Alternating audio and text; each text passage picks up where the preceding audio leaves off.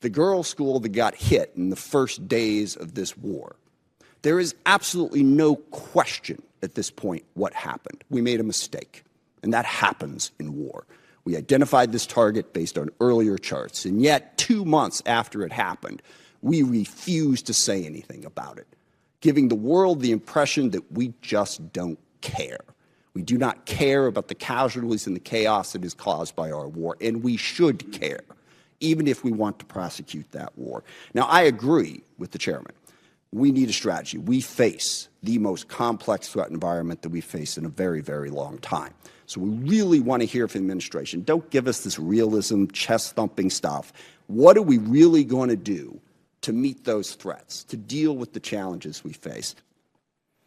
Under the leadership of President Trump, our builder-in-chief, we are reversing this systemic decay and putting our defense industrial base back on a wartime footing.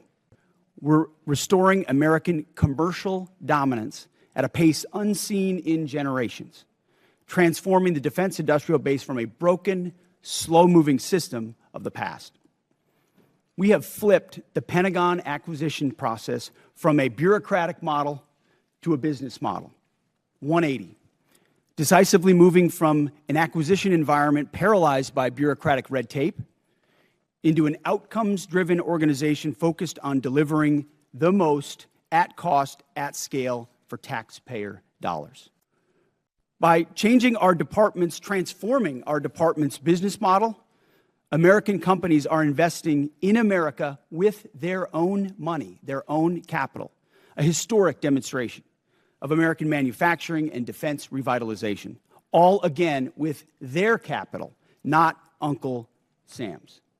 This has never been done before and is long overdue. From a bureaucratic model to a business model, Iran cannot have a nuclear bomb. We are proud of this undertaking. I am proud that President Trump has had the courage to do it, and I look forward to sharing more about what our troops have accomplished. Chairman, in my view, this represents a historic down payment on future security. If the budget is approved and ultimately deployed, as we look at the character of warfare changing very, very fast, what's layered in to this budget by our civilian leaders will allow us to start getting ahead of where technology is evolving. And as I mentioned, the character of warfighting is changing pretty quickly. Mass, simultaneity, autonomy, undersea, space, cyber, information, all of those ways that are now manifesting themselves on the battlefields around the world require a higher end of capital investment, and that's why we're grateful for the opportunity to have this budget make its way to the joint force. So it's an important down payment on the future here, sir. President Trump has been clear-eyed, from the killing of Qasem Soleimani to the pulling out of the Iran deal to Midnight Hammer and now to this effort to recognize that you have to stare down this kind of enemy who's hell-bent on getting a nuclear weapon and get them to a point where they're at the table giving it up in a way that so they never have it. So they haven't broken yet. Okay, we haven't gotten there yet for all of the. Well, their nuclear facilities have been obliterated. Underground, they're buried, and we're watching them 24/7. So we know where any nuclear material reclaiming might be. my time for we're just watching a quick second here. We had to start this war, you just said, 60 days ago, because the nuclear weapon was an imminent threat. Now you're saying that it was completely obliterated? They had not given up their nuclear ambitions, and they had a conventional shield of thousands of missiles. So Operation Midnight Hammer accomplished nothing of substance. It left us at exactly the same place we were before. So much so that their facilities were bombed and obliterated. Their ambitions continued, and they're building a conventional shield. Let me try again. It's the North Korea strategy. You know this very well. The North Korea strategy was use conventional missiles to prevent anybody from challenging them so they could slow walk their way to a weapon. President Trump saw Iran at its weakest moment, took an action to ensure, in a way that only the United States of America could do with our Israeli partners, and yet to ensure their conventional shield was right. brought one to other heel, question, which we've done. If I could get 18 months. What we didn't miss, and we're here in this committee, is that Joe Biden, with no accountability, gave hundreds of billions of dollars of our weapons to Ukraine, to an outcome that never would have happened if President Trump was president.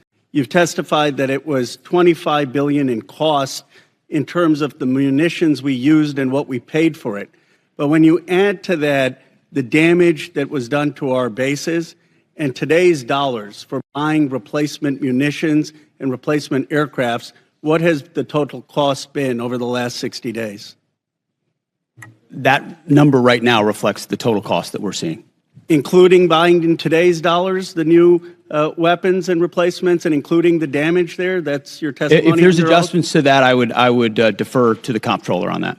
And how much are you seeing in terms of, are you asking in terms of supplemental funding just for the Iran mission from this committee? If and when a supplemental is submitted, the majority of it would not just be for, what would be the ballpark for Iran? Munitions related to the entirety just of what number, we want to get done. A number, what would you submit? What it would be within on Iran, it would be less than $25 billion, but there's a lot more we would ask for beyond just Iran. You're saying it's $25 billion. Okay, I would just, if you come back, you want to revise those numbers, because all the experts are disagreeing with you when it comes to today's dollars and damage, but you can revise it. How much did it cost American taxpayers in terms of the strike to the Iranian school where kids were killed? Do you have that number in terms of the missiles we used?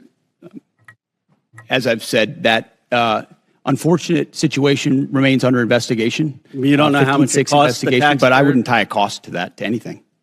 It's a reasonable question, no, sir? I mean, our taxpayer money was going there. Do you know how much it will cost Americans in terms of their increased cost in gas and food over the next year because of the Iran war? I would simply ask you what the cost is of an Iranian nuclear bomb. I'm going to give you that opportunity. I would simply ask you what you're playing gotcha questions about domestic things. I'm not. You're saying it's a gotcha question to ask what it's going to be in terms of the increased cost of gas. Why won't you answer what it costs to prevent Iran from getting a nuclear bomb? I give you that, sir. But let me. What would it cost? What would you pay to ensure Iran doesn't get a nuclear bomb? What would you pay? I reclaim my time. Do you not know? You had no one do the analysis of what the increased cost of gas and food on the American people are going to be? What is the cost of Iran holding that straight at issue with nuclear weapons? It's $631 billion, which means it's an increase of $5,000 a year for American households. Now, let me give you this point. You're saying that your operation is preventing a nuclear Iran. Will you acknowledge that there is an economic cost to the American people for doing what you believe is necessary to make Iran denuclear? Will you acknowledge the economic cost? We have an incredible economic team that's managing this better than but what the previous administration did to our economy. What the previous administration did with inflation. You know what's upsetting? I reclaim my time. Did with COVID, and you're going to lecture this administration about the economy? You know what is upsetting? Incredible. You didn't even do the analysis on how much it's costing the American people. It's one thing if you said, okay, it costs the American people $5,000, but we think it's worth it. That's what we've done in World War II and other wars. Here's what it costs. You got to pay for it. You don't even know what the average American is paying. You don't know what we paid in terms of the missiles that hit the Iranian school. You don't know what we're paying in terms of gas. You don't know what we're paying in terms of food. Your 25 billion number is totally off. It's the incompetence. It's the incompetence.